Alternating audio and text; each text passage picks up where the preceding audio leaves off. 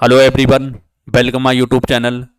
दोस्तों, हमास ने finally Gaza में सीज फायर यानी युद्ध विराम के लिए प्रस्तावित मसौदे को लेकर अपनी रिपोर्ट पेश कर दी है। लगभग 15 दिन पहले हमास के पास ये रिपोर्ट पेश की गई थी। हमास ने इसे लेकर कोई भी प्रतिक्रिया नहीं दी थी। फाइनली हमास ने इसमें कुछ चेंजेस करके और ये रिपोर्ट अब भेज दी है। अब देखना ये होता है इस रिपोर्ट का क्या असर होता है। आपको बता दूं, ये रिपोर्ट अमेरिका, इजराइल, कतर और मिस्र द्वारा संयुक्त रूप से जो जैसा कि गाजा और इसराइल के मध्य युद्ध चल रहा है उसे लेकर ये मध्यस्थता का काम करने वाली है। तो अब ये हमास ने अपनी रिपोर्ट दे दी है। अभी इसराइल की ना ही अमेरिका की ओर से इसे लेकर कोई भी स्पष्ट रूप से जवाब मिला है, लेकिन इसे लेकर अलग अलग तरीके से प्रतिक्रिया जरूर दी गई है। तो इस वीडियो में हम इसी के बारे में बात करने वाले हैं। सबसे पहले हम बात करते हैं अमेरिका ने इसे लेकर क्या प्रतिक्रिया दी है। दोस्तों, अमेरिका के विदेश मंत्री हैं एंटी ब्लिंकन, इस समय पूर्व मध्य के दौरे पर हैं और उन्होंने बुधवार को ये रॉयटर्स न्यूज एजेंसी है इसके थ्रू बताया कि जो हमास ने अपनी जो मसौदा भेजा है, प्रस्तावित मसौदा भेजा है, उसे लेकर वो इजराइल के अधिकारियों से बात करने वाले। उन्होंने इस रिपोर्ट के बारे में या इजराइल के रुख के बारे में अभी तक कोई भी प्रतिक्रिया नहीं दी है, ना ही मीडिया से इसी बारे में कोई बात बताई है। लेकिन जो अमेरिका के राष्ट्रपति हैं जो बाइडेन, उन्होंने इस रिपोर्ट के बारे में अपनी प्रतिक्रिया जरूर दी है।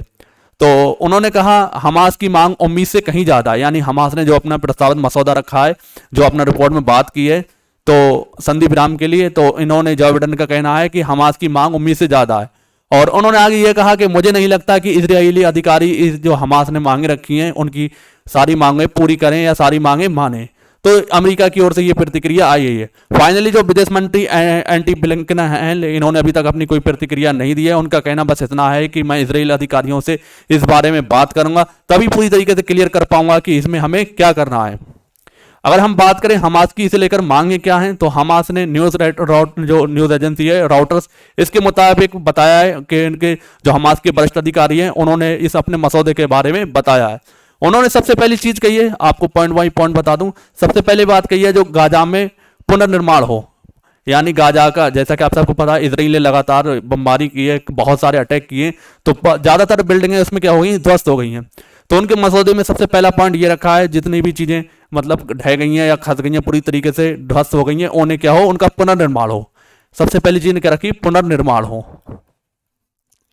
उन्होंने अगली चीज अपनी रिपोर्ट में पेश की है कि जितने भी लोग युद्ध की वजह से विस्थापित हो गए, अपने घरों को छोड़कर चले गए या हमले जैसी स्थिति बनी, मतलब जब उनकी जान पर बनाई तो वो अपनी घर को छोड़कर चले गए, तो उन्हें क्या हो, उनकी घर वापसी हो। जो लोग इधर उधर भटक रहे हैं, तंबू सामियानों में अलग अलग जगह रह रहे हैं, तो उन्हें की क्या हो, घर वापसी हो।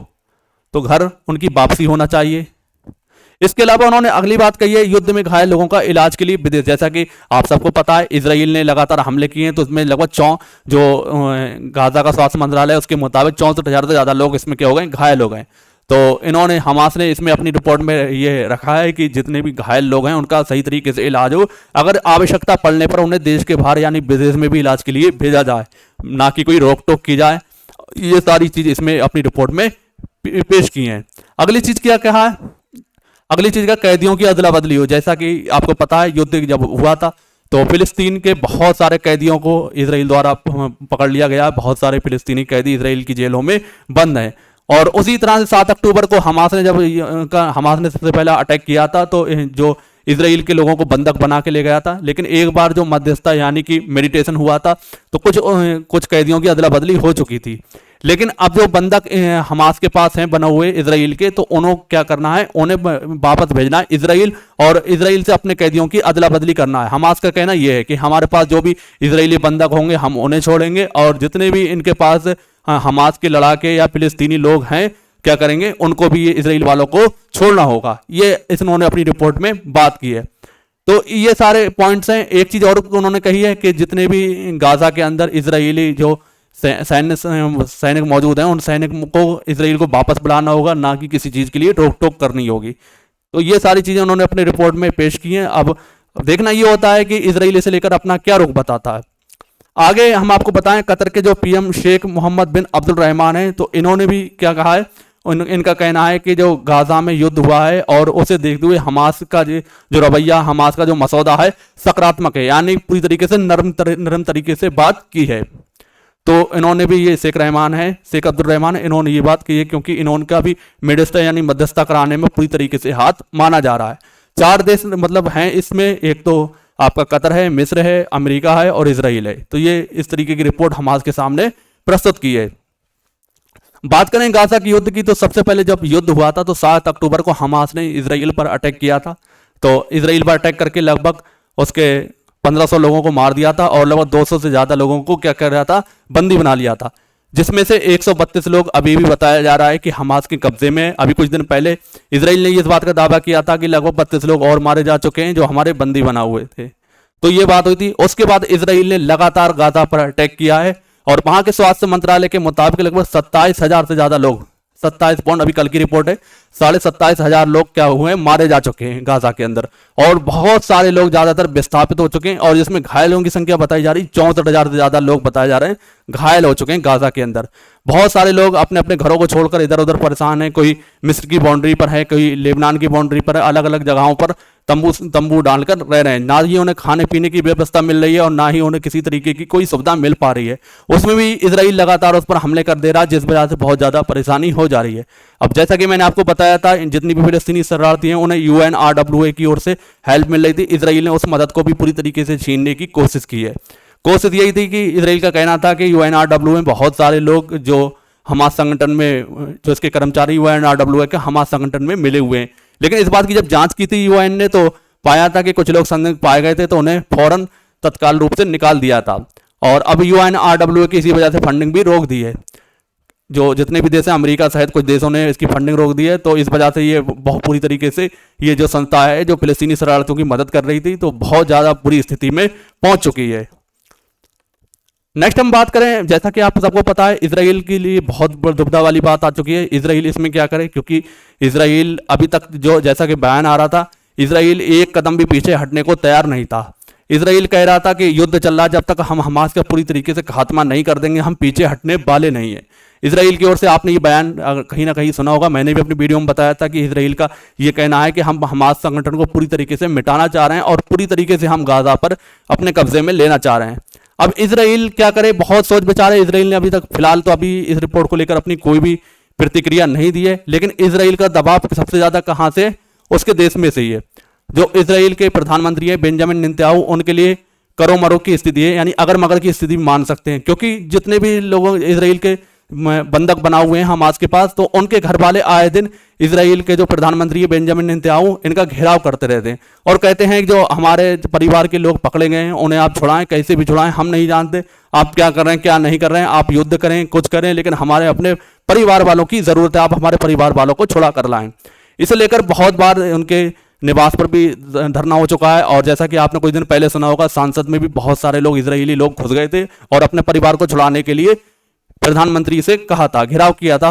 कुल मिला के अब इसराइल इसी दुविधा में है कि उसने बहुत सारे बड़े बड़े वादे किए थे कि लड़ाई लड़ूंगा, जंग लड़ूंगा, पूरी तरीके से हमास को मिटाऊंगा।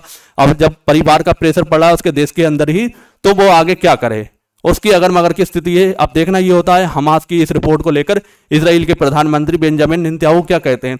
आए दिन उनके देश में ही उन पर ये इल्जाम लगते रहते हैं कि आप राजनीतिक फायदे के लिए ये सारा कुछ कर रहे हैं, ना कि आपको किसी भी हमारे परिवार वाले की फिक्र है। जो परिवार वाले लोग पकड़े जा चुके हैं, तो ना ही आपको किसी की फिक्र है। तो इस तरीके की ये बातें सामने आ रही हैं। अब देखना ये होता है आगे की क्या बात हो पाती है। दोस्तों, अगर हम आपको बताने की कोशिश करें, सबसे ज्यादा अमेरिका इसे लेकर बहुत ज्यादा टेंशन में है। अमेरिका सीधे सीधे इस जंग में पूरी तरीके से कूद चुका है। तो अमेरिका के सबसे पहले क्या था, अमेरिका को दोहरा नुकसान हो रहा है। एक तो सबसे पहली चीज, इसराइल का समर्थन करने से जो लाल सागर में हूती संगठन है, यमन का हूती संगठन, तो वो गाजा के समर्थन में अमेरिकी जहाजों को क्या कर रहा है, पूरी तरीके से उन पर हमला बोल रहा है। तो अमेरिका की इकोनॉमी में थोड़ा बहुत इस चीज का असर पड़ रहा है। अब अमेरिका का एक तो असर ये पड़ रहा है, दूसरा एक चीज, अगर अमेरिका चाहे तो इसे दूर कर सकता है। अब एक चीज ये, अमेरिका पर आए दिन कई बार हमले हो चुके हैं, चाहे उसका सीरिया में अड्डा हो, फिर जॉर्डन में अड्डा हो, सैन अड्डा हो, इन पर भी हमले हो चुके हैं। अब अमेरिका ने क्या किया, अमेरिका ने इनके बदले में हमला किया, तो अमेरिका पर दोबारा हमला हुआ। तो अमेरिका को ये चाहिए पूरी तरीके से इसराइल को समझाए और इस रिपोर्ट में जैसा कुछ है तो उसे पूरी तरीके से पूरा करने की कोशिश करे ना। अगर अमेरिका ऐसा नहीं करता तो अमेरिका को आप देख पाएंगे, अमेरिका के एक तो अमेरिका के जितने भी सैनिक उन पर हमला हो ही रहा है, और जितने भी लाल सागर में जितने भी जहाज गुजर रहे हैं गाजा के सपोर्ट में, उनके क्या कर रहा है, जो हूती संगठन है उन्हें क्या कर रहा है, उन्हें अपना हमला कर रहा है। तो इस तरीके से अमेरिका बहुत बड़ी दुविधा में पड़ा हुआ है।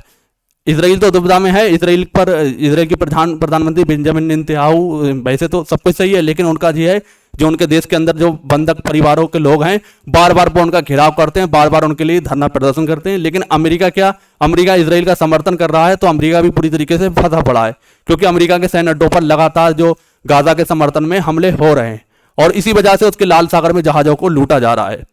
तो अब देखना ये होता है इस रिपोर्ट का क्या हल निकलता है, क्या मसला सॉल्व होता पाता है नहीं। अगर अमेरिका चाहे तो एक दिन में सॉल्व हो सकता है, लेकिन अमेरिका नहीं चाहेगा तो अमेरिका ही का ही इसमें घाटा होगा। फिलहाल दोस्तों इसे लेकर आप कह सकते हैं, कमेंट करके जरूर बताएं। वीडियो पसंद आई है, इसी तरह की आप जानकारी चाह रहे हैं तो आप हमारे चैनल को सब्सक्राइब जरूर करें। मिलते हैं दोस्तों हम अगली वीडियो में, तब तक के लिए जय हिंद जय भारत।